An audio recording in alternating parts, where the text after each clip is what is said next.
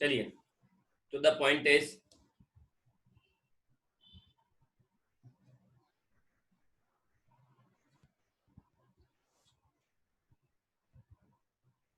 The point is, सुनना ध्यान से और ढंग से समझना।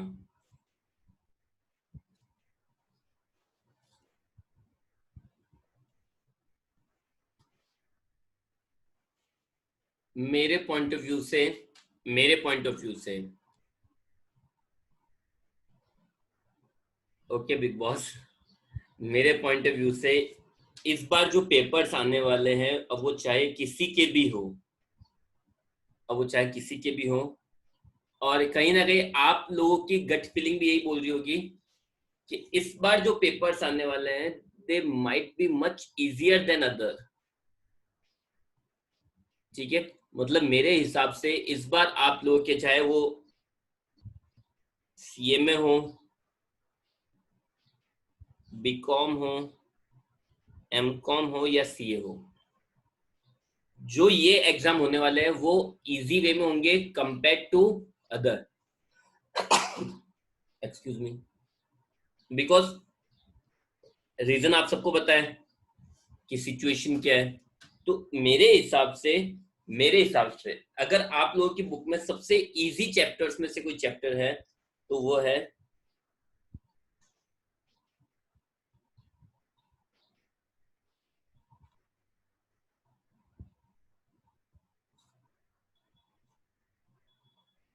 और इसमें से क्वेश्चंस आ भी रखे हैं, इसमें से क्वेश्चंस आ भी रखे हैं। एमकॉम में 20 मार्क्स के एक थ्योरेटिकल क्वेश्चन आ रखा है, एमकॉम में 20 मार्क्स का थ्योरेटिकल क्वेश्चन आ रखा है, और प्रैक्टिकल भी आ रहेगा 4 मार्क्स में काफी बार। उसी तरह से सीएमए के अंदर, सीएमए फाइनल और सीए फाइनल के अंदर ये कम से कम वेटेज रखता है आपके 6 से 7 नंबर का। ठीक है, कम से कम 6 से 7 नंबर का वेटेज रखता है। तो अब समझना असेसमेंट ऑफ ट्रस्ट है क्या। तो सबसे पहला क्वेश्चन आता है कि ट्रस्ट क्या है। सबसे पहला क्वेश्चन क्या आता है कि ट्रस्ट क्या होती है। देखो, ट्रस्ट को अगर मैं सिंपल वे में समझाऊं तो समझना,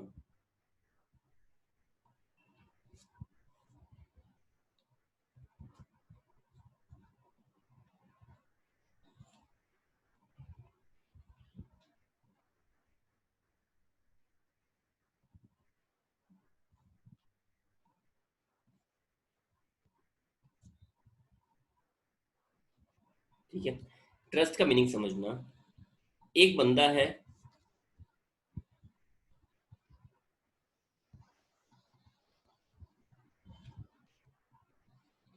एक बंदा है, उसके पास एक प्रॉपर्टी है, समझना।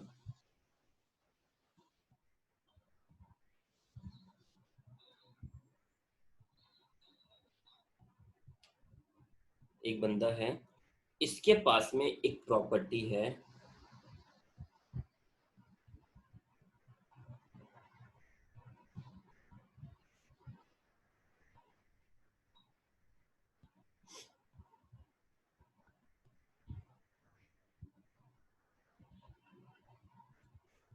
ठीक है, एक प्रॉपर्टी है। अब ये क्या करेगा, ठीक है, प्रॉपर्टी, एसेट्स कुछ भी मान लो, ठीक है, ये क्या करेगा, कुछ लोगों को अपॉइंट करेगा, कुछ लोगों को अपॉइंट करेगा,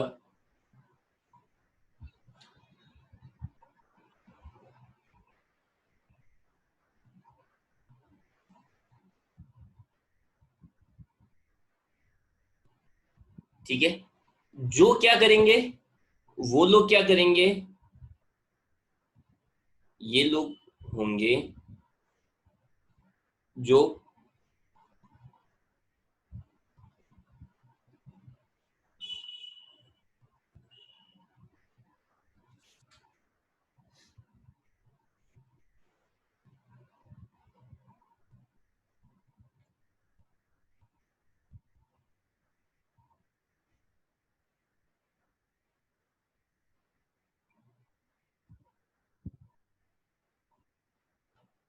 ठीक है।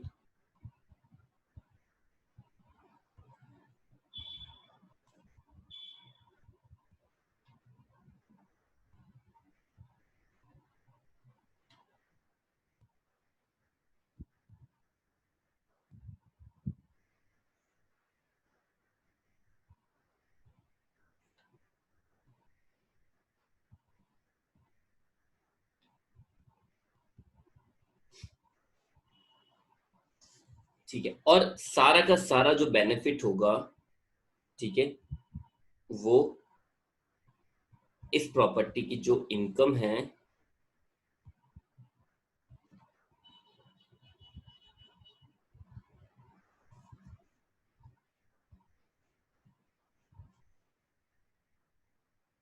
इनकम अप्लाइड फॉर,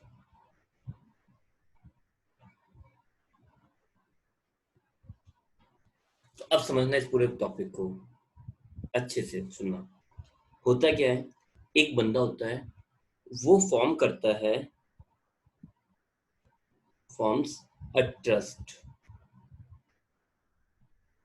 वो क्या फॉर्म करता है, एक ट्रस्ट फॉर्म करता है।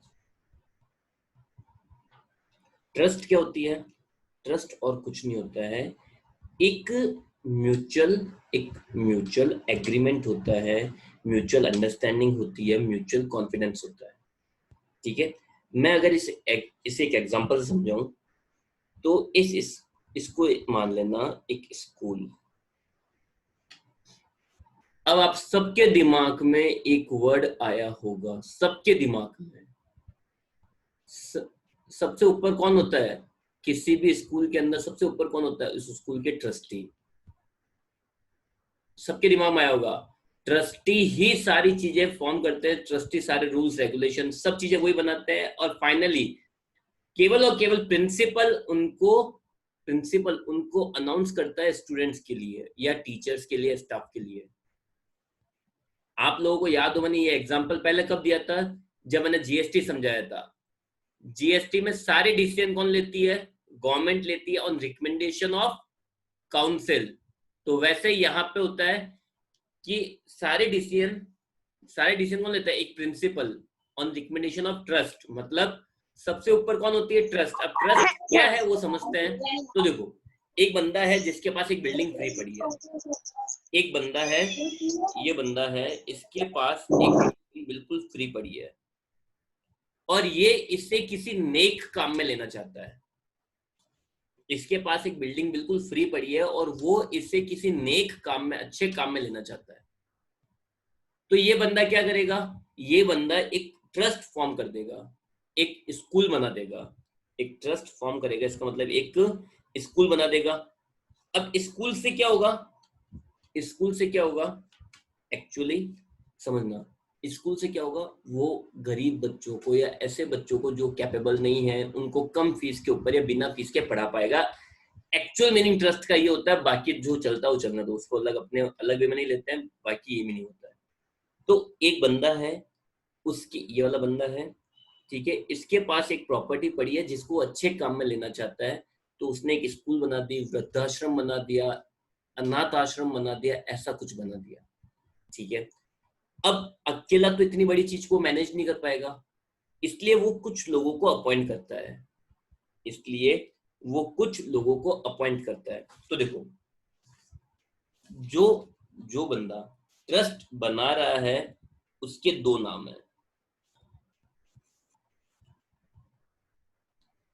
इसको एक तो बोलते हैं सेटलर,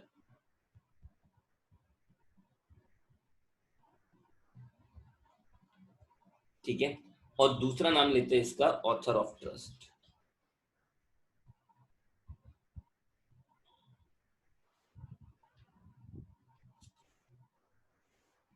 तो एग्जाम में आ जाए, ठीक है, एग्जाम में आ जाए कि भाई सेटलर का मतलब क्या होता है या ऑथर ऑफ ट्रस्ट का मतलब क्या होता है, तो जो ट्रस्ट को फॉर्म करता है, जो बंदा ट्रस्ट को फॉर्म करता है, उसको क्या बोलते हैं, ऑथर या सेटलर ऑफ ट्रस्ट। ठीक है, अब वो कुछ लोगों को अपॉइंट करता है, कुछ लोगों को अपॉइंट करता है, ठीक है। ये लोग मैनेज करते हैं, डिस्ट्रीब्यूट करते हैं, एडमिनिस्ट्रेट करते हैं, इवन कंट्रीब्यूट भी करते हैं, ठीक है। तो इसलिए इन लोगों को हम लोग बोलते हैं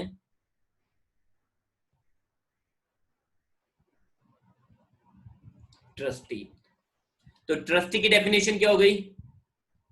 persons or a group of persons who manages, distributes and administrate funds, charity and other things of trust, ठीक है।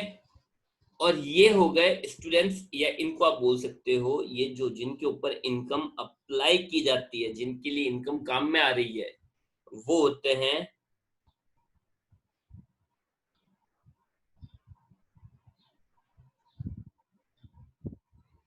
बेनिफिशियरीज, ठीक है।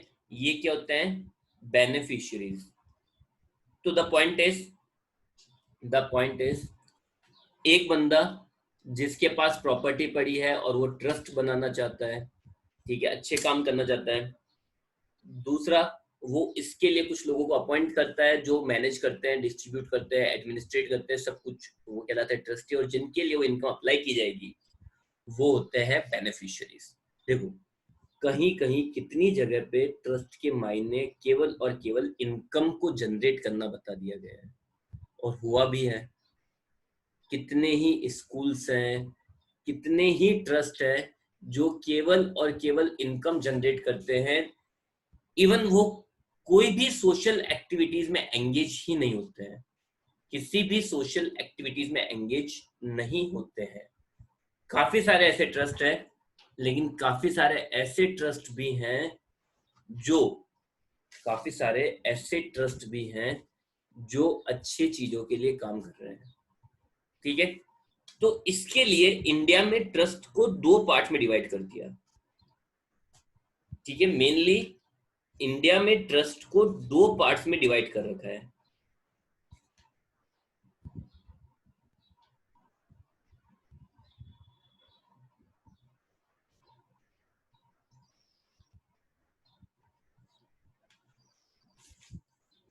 Types of trust, types of trust. तो देखो, इंडिया में ट्रस्ट को दो पार्ट्स में डिवाइड कर रखा है।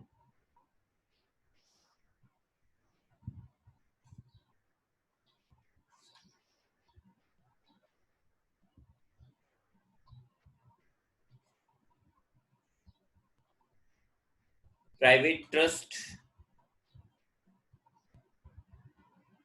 और दूसरा पब्लिक ट्रस्ट। प्राइवेट ट्रस्ट वो होती है जो इनकम खुद ही रिसीव करेंगे, इनकम किसी को देंगे नहीं। तो जैसे ये स्कूल्स वगैरह होती है, ये सारी प्राइवेट ट्रस्ट है, ये अपनी इनकम खुद होल्ड करते हैं, किसी के दूसरे के बेनिफिट के लिए नहीं है, वो अपने ही फैमिली मेंबर्स इनके बेनिफिट के लिए रखते हैं। तो स्कूल्स वगैरह सब किस में जाएगी? प्राइवेट ट्रस्ट के अंदर। अब प्राइवेट ट्रस्ट ऐसा तो है नहीं कि उनको हम खुला छोड़ देंगे, ठीक है। तो जो प्राइवेट ट्रस्ट होती है वो गवर्न होती है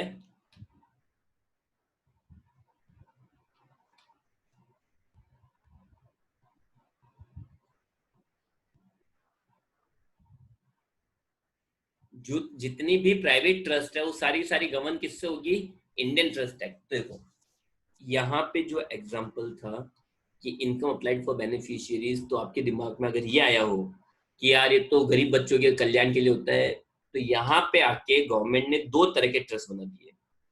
एक जो केवल खुद के या खुद के फैमिली मेंबर्स के कल्याण के लिए है, दैट इज प्राइवेट ट्रस्ट। और दूसरा जो पब्लिक के कल्याण के लिए, दैट इज पब्लिक ट्रस्ट। आई बात समझ में?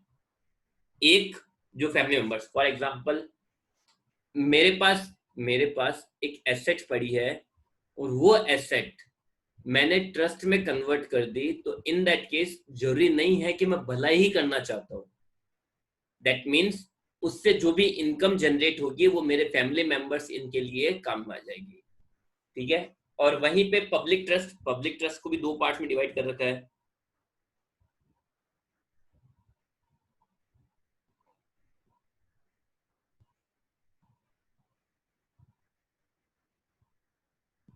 चैरिटेबल ट्रस्ट और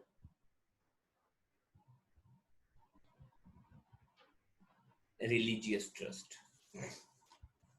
charitable trust and religious trust. तो देखो, अब ये ट्रस्ट कौन सी होती है?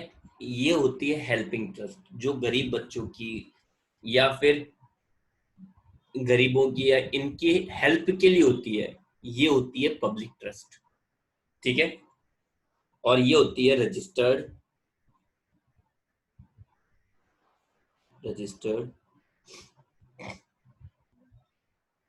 अंडर सेक्शन 12 AA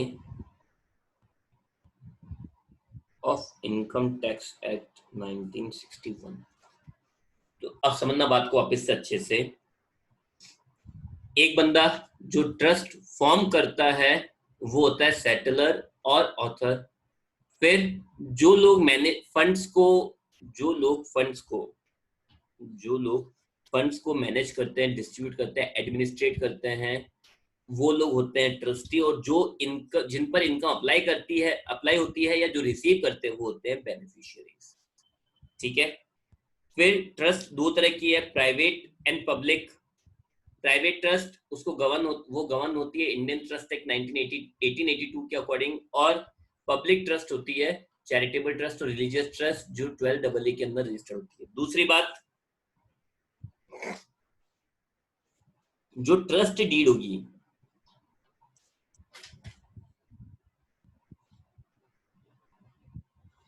अब ट्रस्ट डीड, ठीक है,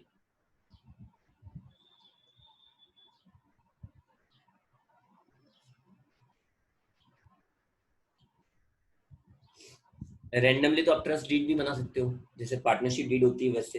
तो ट्रस्ट में क्या होगा, ट्रस्ट डीड क्या होती है? ट्रस्ट डीड क्या होती है?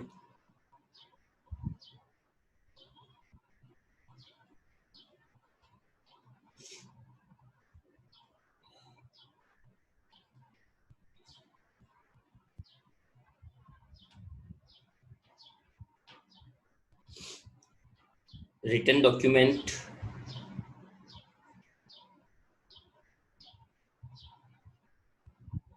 Signed by settler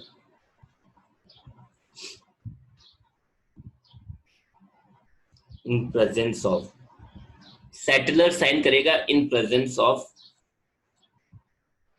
minimum two trustee plus two witnesses, ठीक है। ये बात ध्यान रखना, जब ट्रस्ट डीड साइन होती है तब कम से कम वहां पे दो ट्रस्टी, मतलब ट्रस्ट डीड साइन होने से पहले आपको ट्रस्टी बताने पड़ेंगे कि ट्रस्टी कौन कौन है। तो दो ट्रस्टी और दो विटनेसेस होने चाहिए, तब जाके आप ट्रस्ट डीड बना सकते हो। और होता क्या है,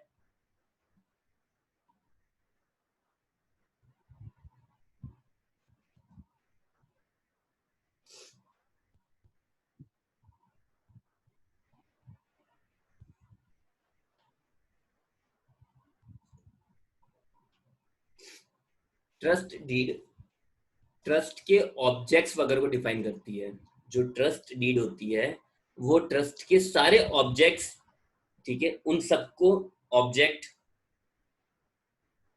स्कोप वगैरह ये सारी चीजें डिसाइड कर देती है, ठीक है। इसके बाद में इसके बाद में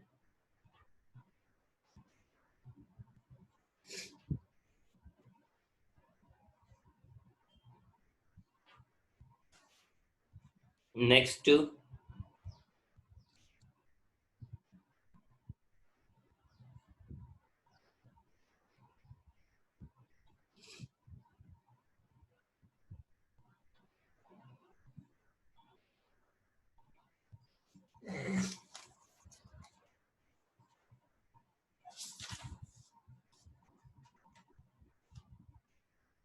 दो तरह के मेनली डोनेशन होते हैं, दो तरह के डोनेशन होते हैं, एक अनोनिमस और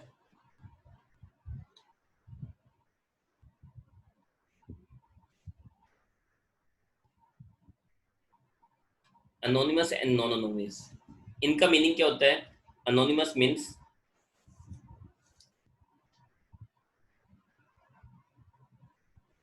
अगर मैं शॉर्ट में एक ही वर्ड में बोल दूं, गुप्त दान। गुप्त दान कौन से होते हैं? Donor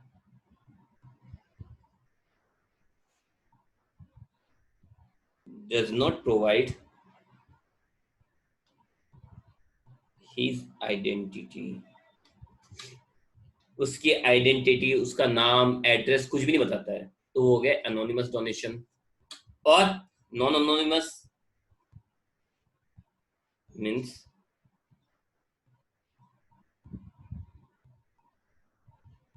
normal donation. जो नॉर्मल डोनेशंस होते हैं, जो सारे के सारे नॉर्मल डोनेशंस होते हैं वो यहाँ पर आ जाएंगे। ठीक है, इसके बाद में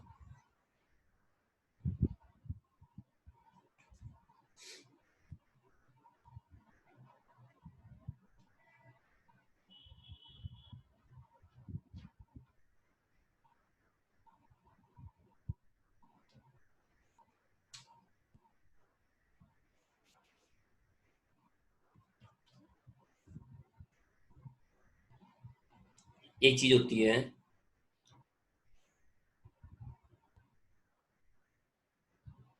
corpus donation.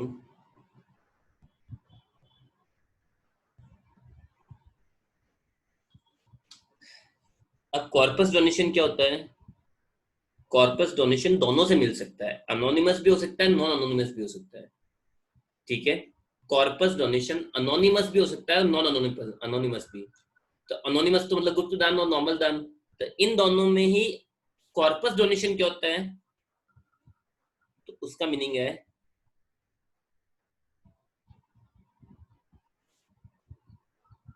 Donation received with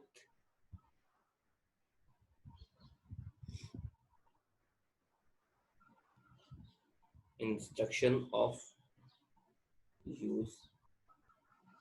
donation received with instruction of use मतलब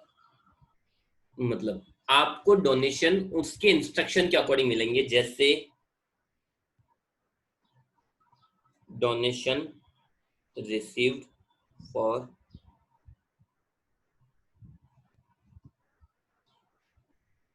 परचेजिंग एक्सरे मशीन। ठीक है, तो इंस्ट्रक्शन ऑफ यूज या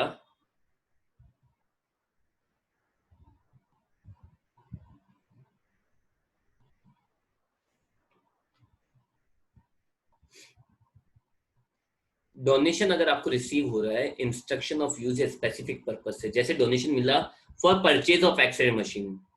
आप लोगों ने सुनना, आप लोगों ने एक हॉस्पिटल ओपन किया एज ए ट्रस्ट, आप लोगों ने एक हॉस्पिटल ओपन किया, हॉस्पिटल अब बन रहा है, तो अलग अलग लोग अपने अपने डोनेशंस दे रहे हैं।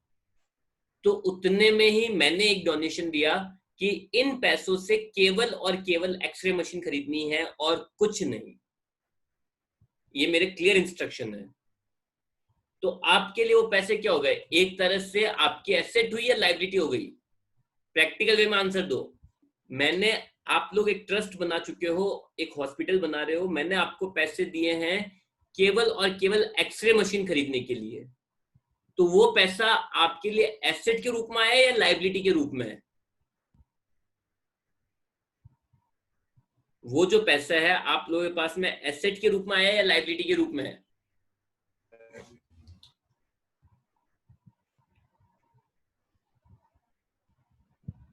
ऑब्वियसली वो पैसा, सारा का सारा पैसा आप लोगों के पास में लाइबिलिटी के रूप में आया। लाइबिलिटी के रूप में कैसे? लाइबिलिटी के रूप में कैसे?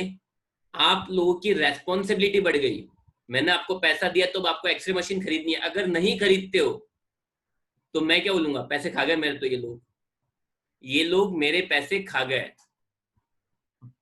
तो इन दैट केस अगर कोई भी डोनेशन स्पेसिफिकेशन के साथ, इंस्ट्रक्शन के साथ मिल रहा है, तो वो कौन सा होता है? Corpus donation. कॉर्पस डोनेशन में क्या सीन रहता है? कॉर्पस डोनेशन में क्या सीन रहता है?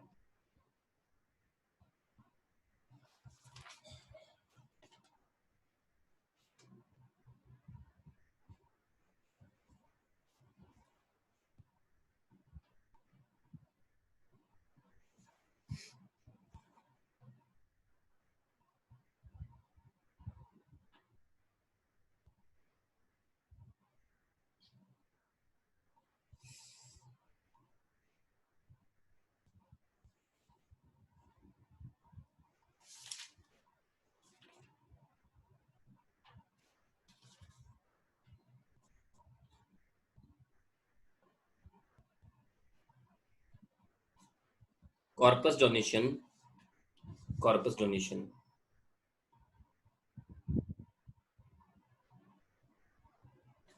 चैरिटेबल ट्रस्ट को मिले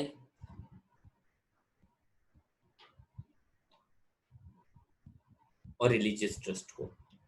अगर रिलीजियस ट्रस्ट को मिल रहा है तो इग्नोर करो। चैरिटेबल को मिला है कॉर्पस डोनेशन, कॉर्पस डोनेशन अगर रिलीजियस ट्रस्ट को मिला है तो बिल्कुल इग्नोर होगा। चैरिटेबल ट्रस्ट को मिला है,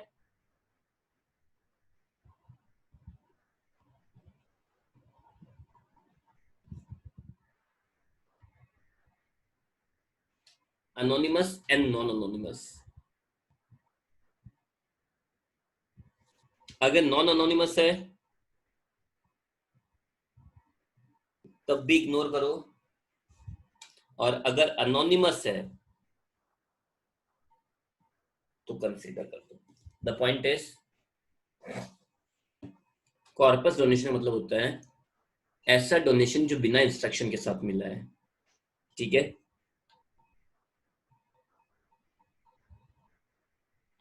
तो इसका ट्रीटमेंट क्या होगा? ट्रीटमेंट क्या होगा? तो अगर ये रिलीजियस ट्रस्ट को मिला है तब तो इग्नोर ही करना है। चैरिटेबल ट्रस्ट को मिला है तो ये देख लो कि अनोनिमस है या नॉन अनोनिमस। अनोनिमस है, नॉन अनोनिमस है तब तो इग्नोर करो, और अनोनिमस है तो उसको क्या करेंगे? कंसीडर करेंगे। ओके, चलो, तो आज इसकी थ्योरी कंप्लीट हो गई है। कल इसके प्रैक्टिकल, और कल परसों में ये फिनिश, कल परसों में क्यों, कल ये फिनिश हो जाएगा। ठीक है, कल के कल मैं इस टॉपिक को फिनिश कर दूंगा, और I hope and I wish कि इसमें से क्वेश्चन आ जाए, क्योंकि जो गवर्नमेंट है, यूनिवर्सिटीज है, वो भी आपके बारे में सोचे कि यहाँ पेपर हार्ड ना हो। और अगर आपके फर्स्ट या सेकंड चैप्टर में से क्वेश्चन आता है